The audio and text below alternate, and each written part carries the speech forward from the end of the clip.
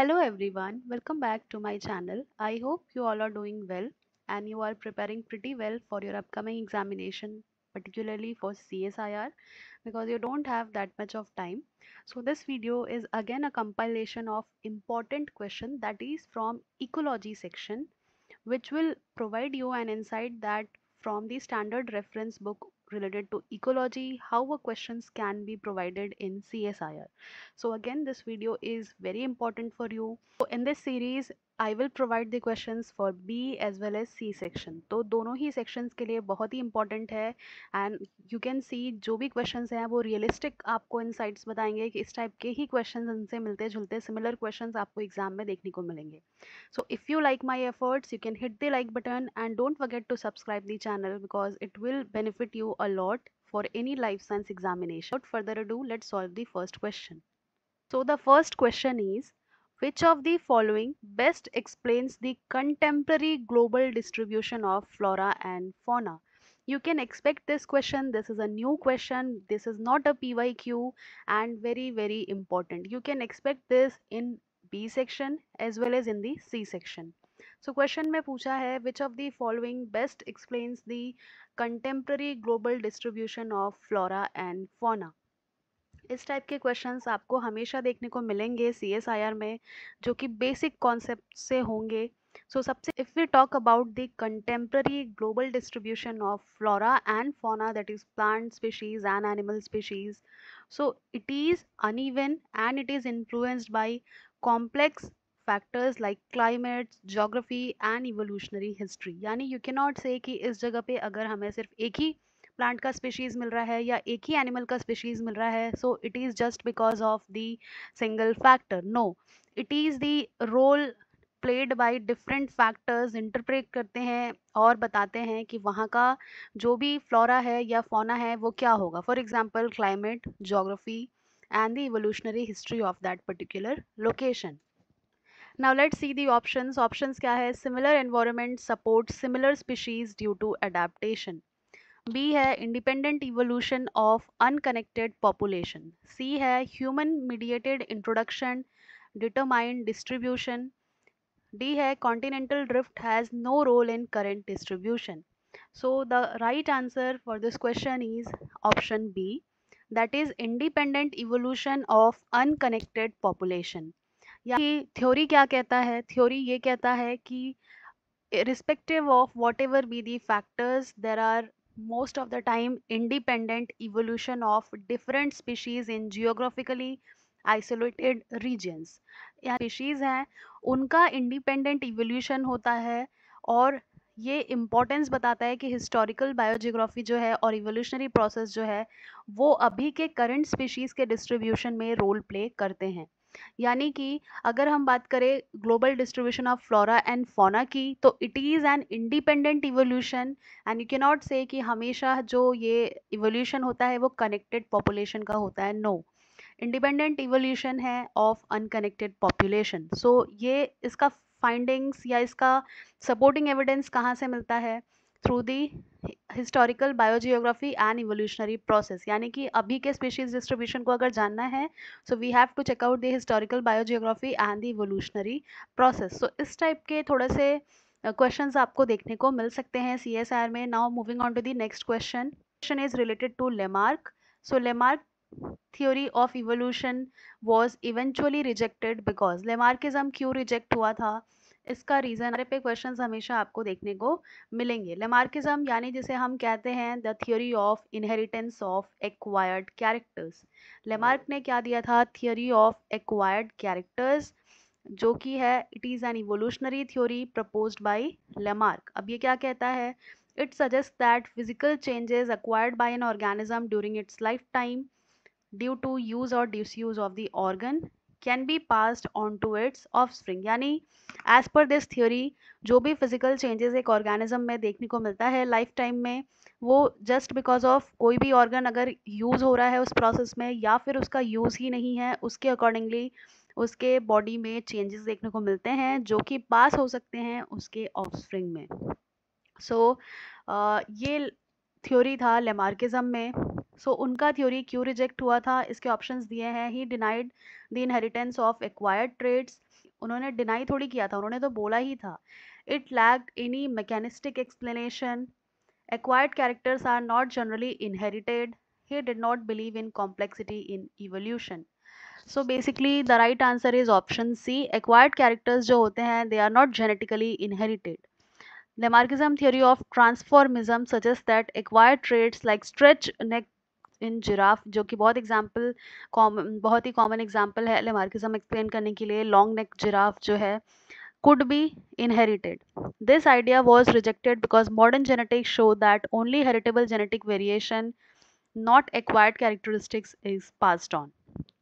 So उन्होंने ये suggest किया था कि जो भी एक्वायर्ड कैरेक्टर्स हैं वो इनहेरिट हो सकते हैं ऑफस्प्रिंग में. जैसा कि मैंने समझाते वक्त भी उनके थ्योरी में बताया कि उनके अकॉर्डिंग ये जो है it can be passed on to the offspring. But modern genetics क्या कहता है, जो भी हेरिटेबल जेनेटिक वेरिएशन है वो ही सिर्फ पास होते हैं, बट जो एक्वायर्ड कैरेक्टरिस्टिक्स हैं वो पास नहीं होते हैं. So this was the major failure of Lamarckism कि acquired characteristics are not genetically inherited. Now moving on to the next question जो है it is for C section, इसलिए आपको मल्टीपल ऑप्शंस देखने को मिल रहे हैं. So Darwin theory of natural selection was influenced by. So Darwin का जो थ्योरी था नेचुरल सिलेक्शन वो किन किन फैक्टर से इन्फ्लुएंस हो रहा था. तो जैसा कि हमने पढ़ा था लेमार्क थ्योरी, वैसे ही डार्विन का भी थ्योरी है. सो डार्विन का जो थ्योरी था it proposes that all the species of organism have descended from common ancestor and have evolved over time through a process called natural selection. So ये उनका theory का स्टेटमेंट था. सो जो डार्विन का थ्योरी था उसका क्या क्या फैक्टर्स थे जो उसे इन्फ्लुएंस करते थे. सो यू कैन सी यहाँ पे फर्स्ट ऑप्शन है his observation on the Galapagos island, the geological work of Charles Lyell, Malthusian theory of population, Lamarck theory of transformism. अभी जस्ट हमने इसको पढ़ा. So which of the above influenced Darwin thinking? 1 2 3 only, 1 4 2 3 4. इस type में इस question को क्या बोलते हैं, कॉम्बिनेशन क्वेश्चन. कॉम्बिनेशन क्वेश्चन में क्या करना चाहिए हमें, कॉम्बिनेशन क्वेश्चन में we always have to eliminate out the option which is not true for और नॉट ट्रू और एल्स ट्रू. मतलब या तो सही पता कर लीजिए या गलत पता कीजिए और उसके बेसिस पे ऑप्शन पिक आउट कीजिए.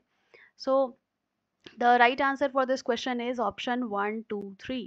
यानी कि Darwin theory of natural selection किन किन चीज़ों से इन्फ्लुएंस हुआ था. His observation on the Galapagos island, ये तो बिल्कुल इन्फ्लुएंस किया था जो भी उन्होंने थ्योरी दिया था. द जियोलॉजिकल वर्क भी था and Malthusian theory of population भी था. बट लेमार्क थ्योरी उसको इन्फ्लुएंस नहीं किया था. So Darwin was influenced by Lyell's gradualism, that is geological changes occur slowly. Obviously time के साथ बहुत ग्रेजुअल चेंजेस होते हैं, स्लोली चेंजेस होते हैं, ऑल ऑफ अ सडन कोई चेंजेस नहीं होते.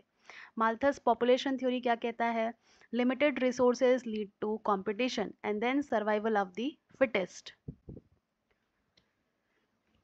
सो माल्थस थ्योरी ऑफ पॉपुलेशन क्या था, माल्थस थ्योरी ऑफ पॉपुलेशन जो था जो कि डायरेक्टली बायोलॉजिकल इवोल्यूशन से रिलेटेड नहीं था, but it significantly influenced the Charles Darwin theory of natural selection. यानी कि one of the influential factor में है माल्थस का population theory. So he argued that population growth trends to outpace the growth of resources, leading to competition and checks on the population size. यानी कि limited अगर resources हैं तो species के बीच में फाइट होगा, कंपटीशन होगा. एंड ये फैक्टर जो था वो इसीलिए फिर डार्विन थ्योरी को इन्फ्लुएंस करता है. एंड उनका खुद का ऑब्जर्वेशन जो था जब वो वॉयज पे थे, गैलापेगस टॉर्टाइज एंड मॉकिंग बर्ड्स, सो इसलिए ये तीनों फैक्टर्स उनके पूरे थ्योरी को इन्फ्लुएंस किया था.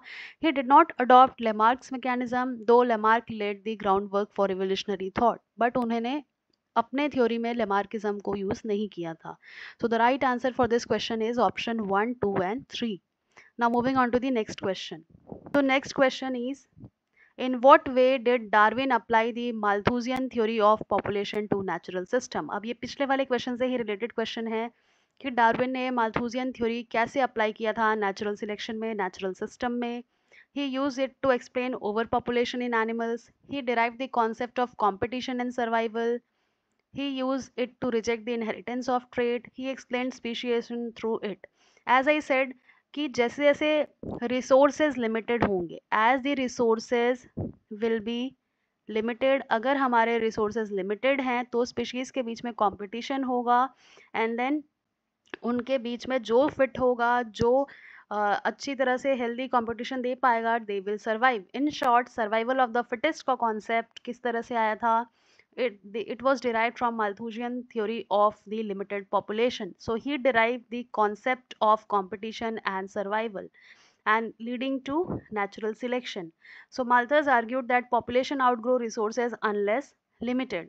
Darwin applied this idea to natural population, realizing that competition for resources would favor individual with advantageous trait, या जिसे हम कहते हैं survival of the fittest, leading to natural selection. So इस टाइप के कंसेप्चुअल क्वेश्चंस आपको बी सेक्शन में, C section में देखने को मिलेंगे. अभी भी आपने चैनल सब्सक्राइब नहीं किया है, सो आई वुड रिक्वेस्ट कि डू सब्सक्राइब इट, बिकॉज इससे मुझे मोटिवेशन मिलता है एंड मैं नए नए कॉन्सेप्ट्स पे क्वेश्चंस बना पाती हूँ.